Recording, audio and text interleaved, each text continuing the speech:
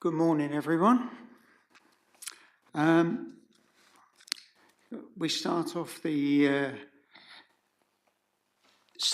meeting with declarations of interest. Yeah, thank you, Chairman. A non-pecuniary recreational fisherman.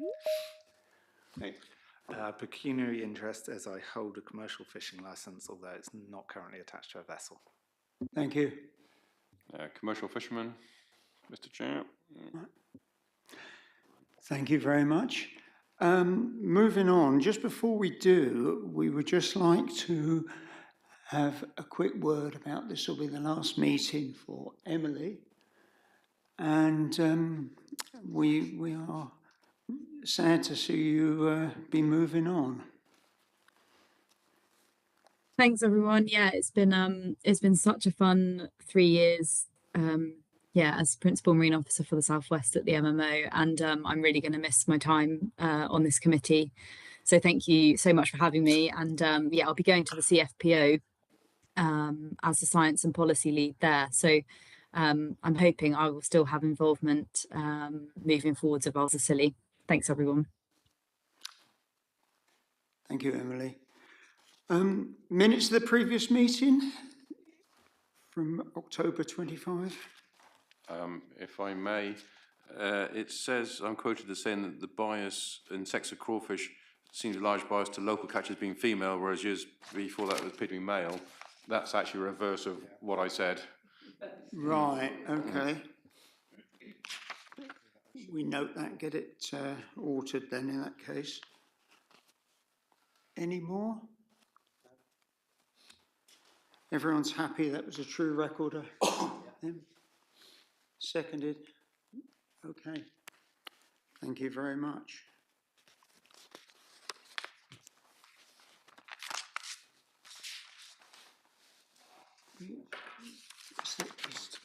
No three, it's this one. Yep, it is. Right, in agenda item 4, revision of the fishing gear permit bylaw, 2021 bylaw permit conditions. Thank you, Chairman. As promised at the last meeting, unfortunately the last meeting fell just before the consultation for the revision of the permit conditions closed, so unable to give you any results at the time. So within this, maybe if you could give some consideration to the recommendation, which is to approve the implementation of 3 of the 4 suggested amendments. In terms of the consultation, we had 2 responses. So the stats were relatively simple to put together. So in there, on item, in paragraph 6 there, so we get sort of like 50% were in favour of the authority having the potential to require additional remote monitoring equipment when issuing a permit. This is becoming much more common, and as noticed further in the paper, the Association of IFCAs has adopted the national REM strategy to make us a real, to make IFCAs a real force in, the ability for, really good management of fisheries. We had 100% approval of the inclusion of any type approved IVMS unit, mostly given the current conditions whereby one of the units is now not showing on the UK hub, so we can't monitor any activity by that hub. And also, I think the other ones are now no longer available. So it's just a sort of bit of future proofing to enable us to not have to keep changing and having specified units. Of the 2 responses, 50% were in favour of introducing a maximum tow bar length. You'll note I included the comments from the objector in that, so you were fully appraised of what the objection was to that particular amendment. And similar for the introduction of a limited fishing time for dredging. Again, I've included the actual verbatim comment, so you're fully appraised of what was said. In terms of the recommendation, I think, quite happy to recommend that we introduce, we amend to the first question that we do have REM. It would fit with national policy for IFCAs. There is the view of the Association of IFCAs that we would be at the forefront of modern evidence-driven fisheries management. So I think it would be good to be in a position to actually be able to implement that. As there was no objection to enabling the full range of IVMS units, I think that would be quite a straightforward agreement. In respect to the tow bar length, I'm recommending that we don't include it based on the objection being of incurred cost. Now, the idea isn't to incur cost to anybody. We probably ought to follow the principle that people will do the right thing. The idea of a 3 metre tow bar length is for simpler, an aid to compliance for permit holders, because a 3 metre bar, you're not going to get more than 3 dredges on. 2 bars, 6 dredges, that's the maximum. But given that would incur costs to a permit holder, I think probably appropriate at this time not to include it in the amendments. On that, it's something, as I say, it's suggested in the paper that maybe we continue to monitor it, and if we believe it becomes an issue, then we bring it back to the authority for consideration at a later date. Finally, the last one being the restricted fishing time for the use of dredges, 7 to 7. It would make our Scilly IFCA district consistent with both Cornwall and Devon districts who have similar measures. And as we say, it doesn't prohibit fishing activity. It just prohibits it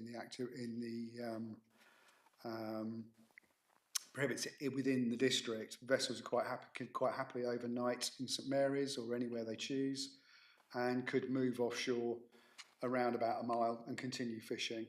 The water depth is similar. It's not different fishing in that area.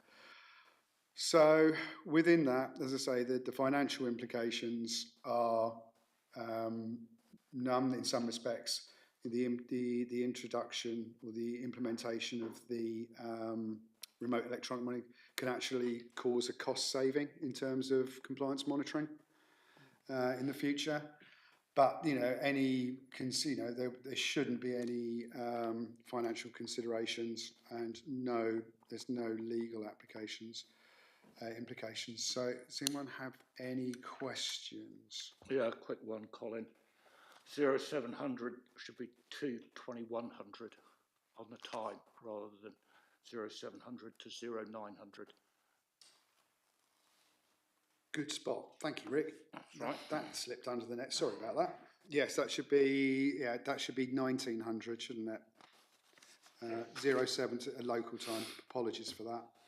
Hopefully it's right in the suggested amendment. In paragraph 3 it is correct, but then in 6 it's wrong, apologies for that. That's a review oversight. Apologies for that. Steve? Yeah, just a quick question about the IVMS. What's happened to Sucker? Because they were actually installed in a couple of vessels over here a few years ago. I'm looking to Emily. Are you happy for me to answer this one, or would you like to take this? You can answer, Colin. If there's anything to add, I'll chip in. Yeah, basically, there is a contractual issue between the MMO and Suckerfish over the data from the units at the moment, which is currently, I think, Emily, as yet unresolved. Yeah. Yeah. Sorry. So that's what these are the issues why there was the suggestion for that amendment to the conditions, just to future proof rather than be specific about which units are acceptable. Thank you.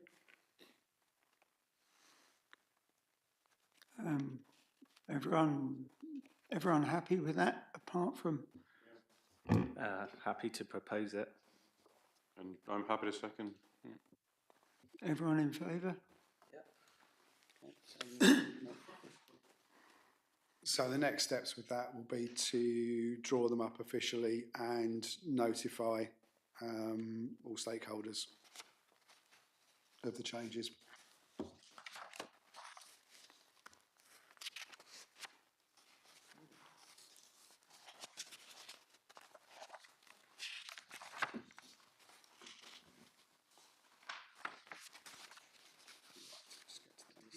Next one, item 5.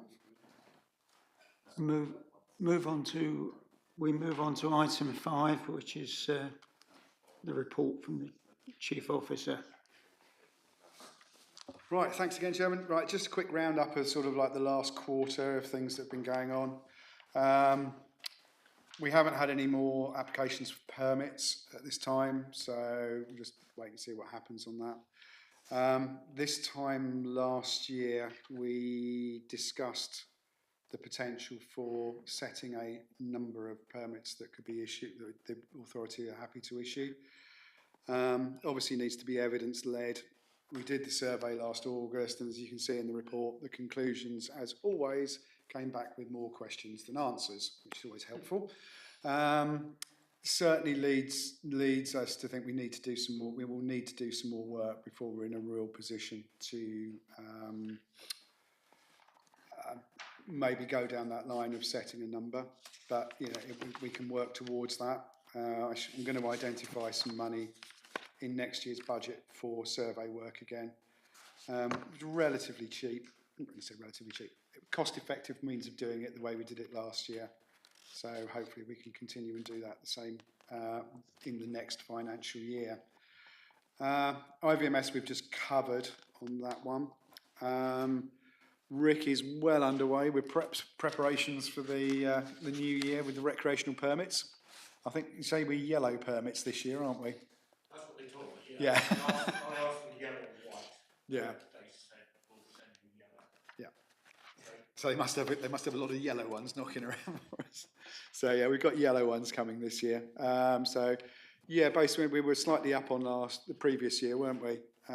Last year, so Rick's ordered sufficient to cover the new ones, and any old unused ones, as we said, were quite useful for marking equipment, so they don't go to waste. See that we're just in the process of ordering on the subject of tags, ordering the tags to carry out crawfish tagging like we did a couple of years ago. They are, of course, reassuringly expensive because we can only get them from America. So, so yes, with import duty and customs fees, it gets to be quite an expensive project, but very worthwhile doing, and we'll be able to get going to that as soon as possible. As you can see there, we just included the brief updates on 2025 sampling effort. You know, the numbers are down a bit, obviously, because I only had one officer working on it, as opposed to 2, as it was back in 2023. But you know, hopefully we can push that up a bit this year. Coming on, the sort of more nationally issues, like you said there, DEFRA have announced in line with the implementation of the crab and lobster fishery management plan, that there will now be a minimum size of 150 mil for female edible crabs and 164 male crabs throughout southwest waters. So that's due to be implemented via licence condition on the 1st of February, I believe. Nope, the 1st of February. And lobsters now going up to 90 millimetres in southwest waters. You'll see in the announcement that in other areas it's going to be an incremental rise over 3 years, but considered appropriate for the southwest to go straight up to 90. Issue of note there announced with the animal welfare strategy can have, as this goes forward, could have implications for our local fleet in terms of how crustaceans and cephalopods are handled throughout the supply chain, but the Shellfish Association of Great Britain are in a liaising phase with DEFRA as to how to implement the strategy. And I would certainly recommend, if anyone had any concerns, that they did contact the SAGB directly to find out what the situation is. Tuna is noted, the UK has had a massive uplift in its Atlantic bluefin tuna quota for years 26 and 27, rising to 231 tonnes. Emily, have you got anything to add on that, please? Sorry to drop in. No, that's fine. Yeah, so it's 26, 27 and 28 actually for 3 years. Is the 200 and can't remember, was it 230 tons, Cole? I can't remember. So for 3 years that's 230 tons each year. DEFRA are currently discussing really how that quota is going to be split up, allocated.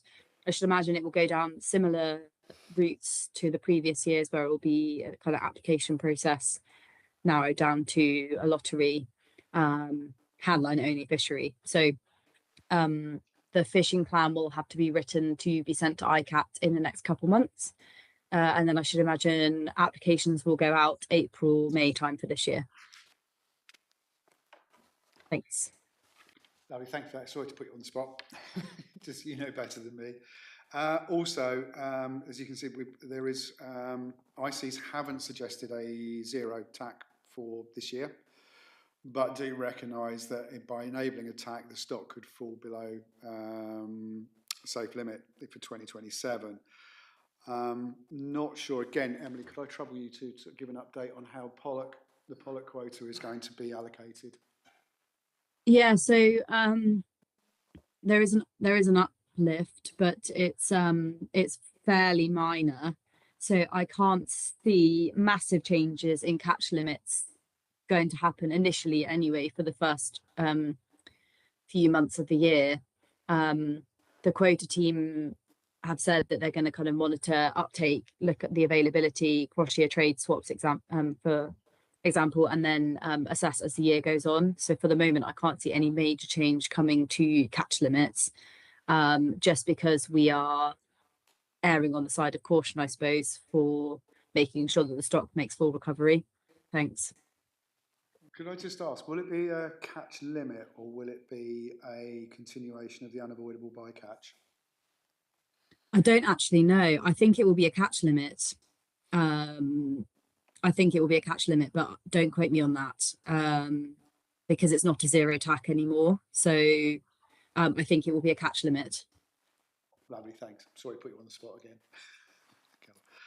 again. Also on pollock, you'll notice that there is a recommendation that there will be a bag limit on recreational fishing for them, bringing it to 3 fish per day, per person per day. Although the implementation, there isn't a date for that, but I think it's recommended to be by the 1st of June. So we will have to monitor that during the next year. Quick vessel update. Yeah, Vigilant successfully passed their annual coding survey. As I say there, it's a self-declaration that requires a surveyor to be present, so I'm not quite sure how that works. Thanks to Rick for sorting all that out. Rick met with the surveyor, we got him over to do it, and there were a few small jobs that needed doing, which Rick's seen too, so thanks for that. While the surveyor was here, took the opportunity to get him to give us a sort of like a gap analysis report on what we would need to do to get compliant with Workboat Code 3. Luckily, it's the certificating authorities seem to have a bit more of a pragmatic approach to the implementation of some of the new guidelines. So we've got a list of works that will need to be carried out, but they're not quite as onerous as I feared in the first place. So we can get that all priced up. Yeah, generally, as always, this time of year, continuing to monitor activity of larger vessels working around the district, just making sure there's no infringements of oversized vessels in the district. Our funding, we've had 2 lots of the DEFRA Ardell funding to cover MPAs and fishery management plans at the moment. We're still awaiting our new burdens money, but that's fairly standard operating procedure. I think we don't really get that till nearly the end of the financial year anyway. Continuing to work on the feasibility study for the potential for a crawfish hatchery, potentially on St Mary's. Looking at the putting together a briefing paper and costs, etc., and with the potential for streams to find if it's a viable prospect. I believe the council are quite interested in the project, so yeah, that will move forward and report in the future. And yeah, and thanks to the the crab and lobster fishery management team at the MMO, they came down to Hale, and the representatives of the association went and met them, had good discussion around that. So hopefully we'll see hopefully see the benefits of the discussions in some of the implementation plans. Other than that, I think that's probably about it from me. Has anyone got any questions for Colin?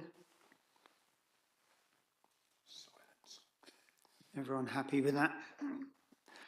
And thank you, Colin, for such a detailed report.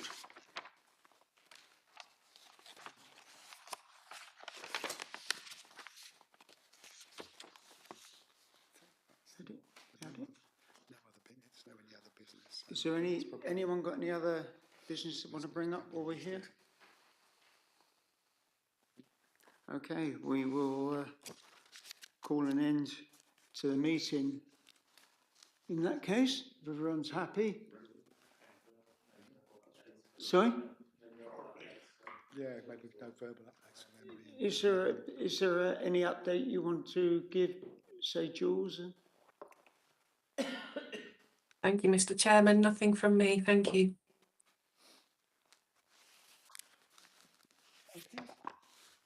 Right, I think in that case we'll call a halt. Thank you.